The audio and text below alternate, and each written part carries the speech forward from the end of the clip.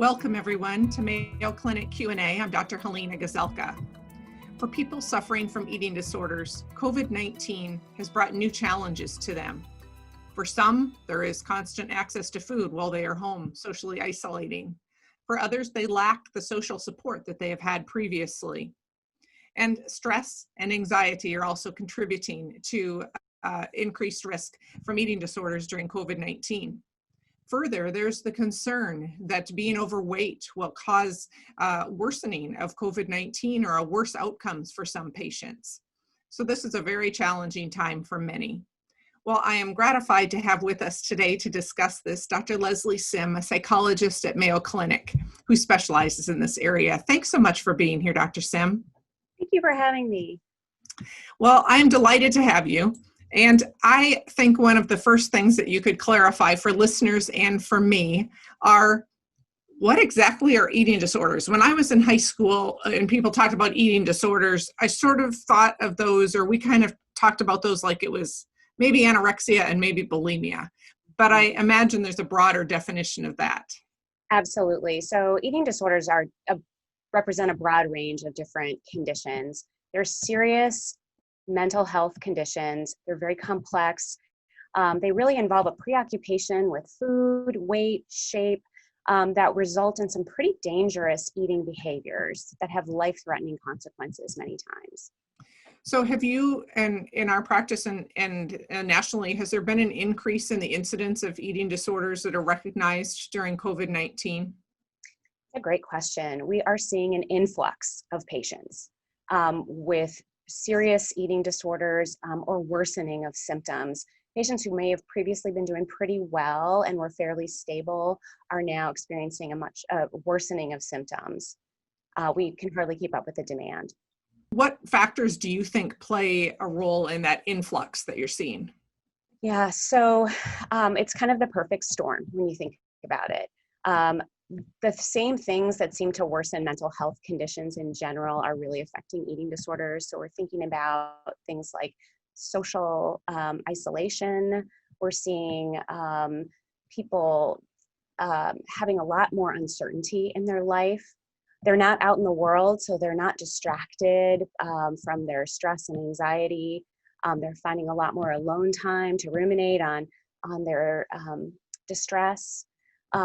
There's the economic pressures that they're experiencing that are causing some additional stress. They don't have purpose and meaning in their life right now, as they're not out doing what they need to be doing. They're saying, you know, is it even worth it for me to recover? What's in my future?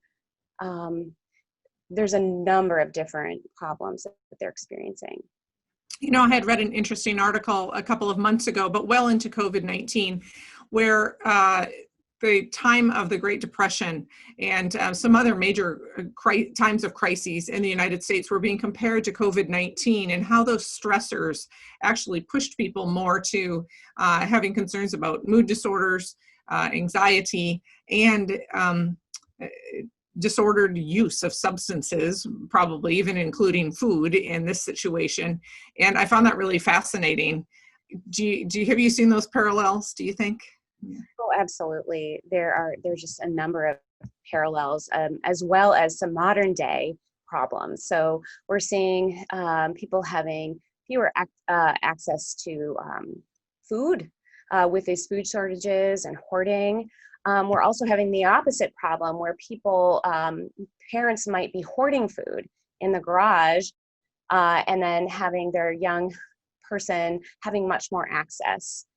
Sleep schedules are really disrupted, and that might allow kids to miss out on meals or to wake up in the middle of the night to binge eat.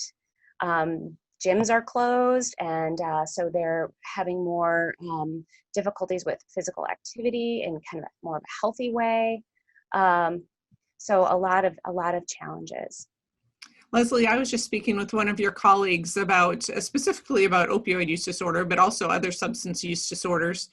Is the brain chemistry that is involved in those sorts of disorders similar to what is known to be involved in eating disorders, or are they completely disparate topics? That's a great question. I think there's a lot of overlap for sure.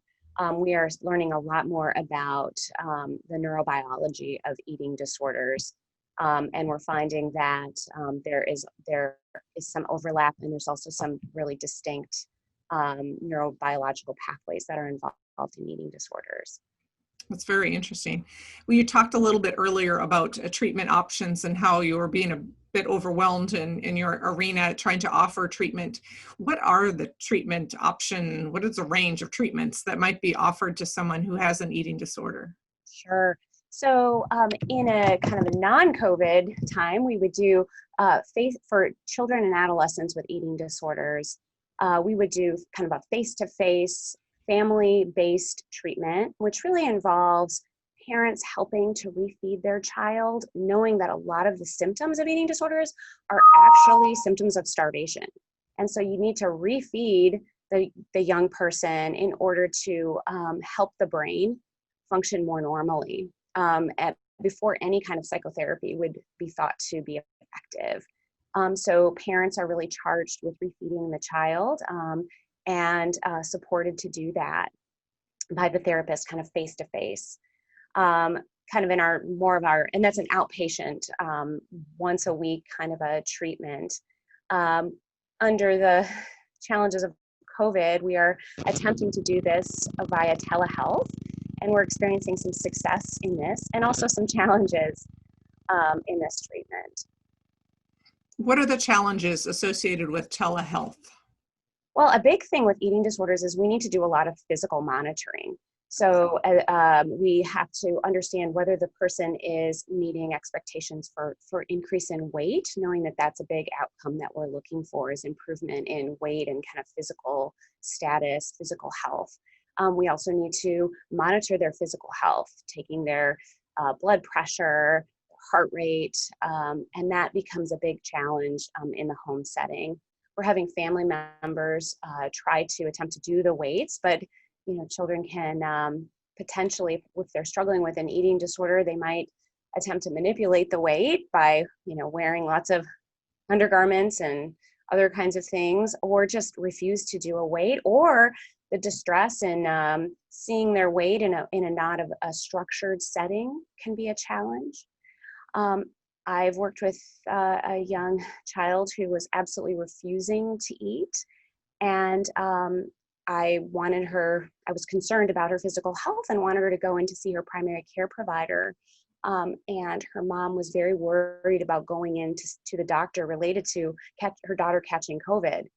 And I had to try to explain that the risks of starvation and dehydration were much greater than the risk of going to see her medical provider and becoming infected with COVID. I think that's true of other disease states. We've talked about cancer and need to surveil and cardiac disease. And so I think that patients have this fear of going to see their provider during the time of COVID due to concerns about the virus. And so that's a great point that you've made.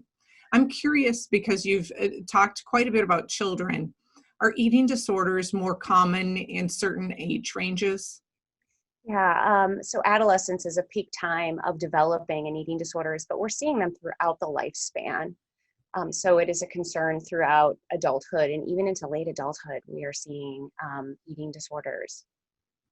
Are most patients who have eating disorders underweight, or are there overweight patients with eating disorders as well? That's a great question. So eating disorders affect people of all shapes and sizes. I think when we think of eating disorders, we often think of anorexia, which might be thought of as being very underweight, but that's actually a very small subset of patients.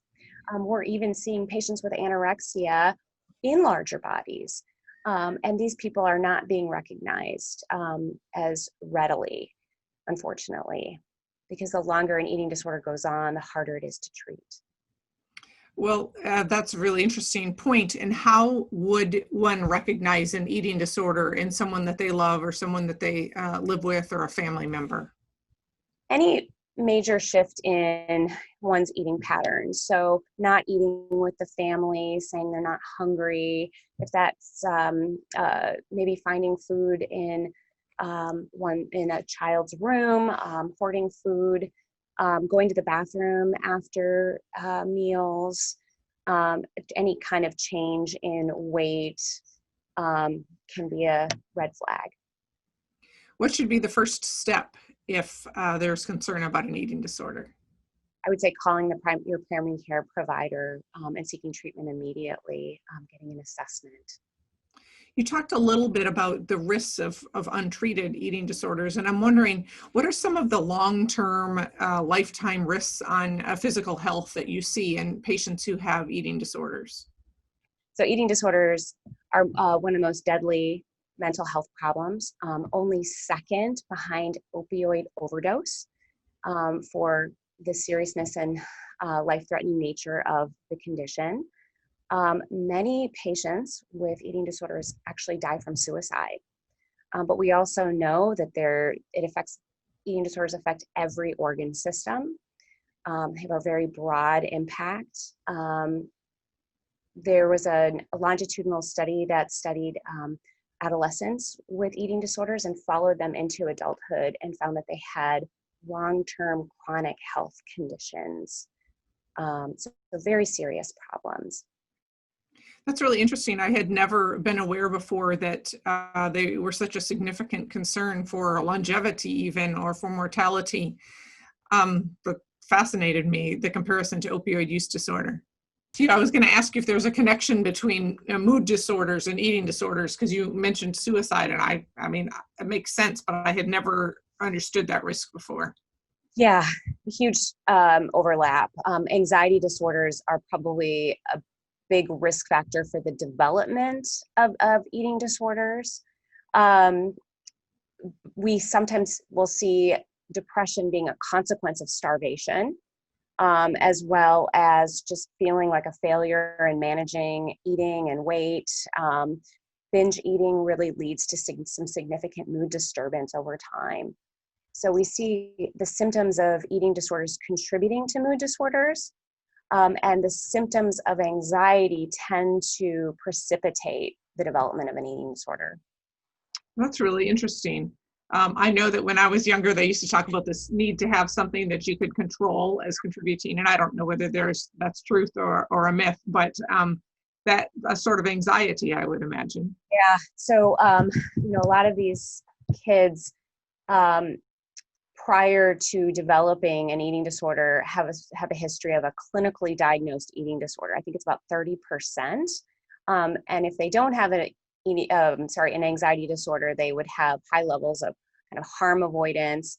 And if you think about it, starvation is a way to kind of quell the sympathetic nervous system. It kind of calms people down. It's almost, they describe it as better than Ativan. So you can think about how if you are an anxious person, one way to manage that anxiety is just to not eat so that you can get through and function.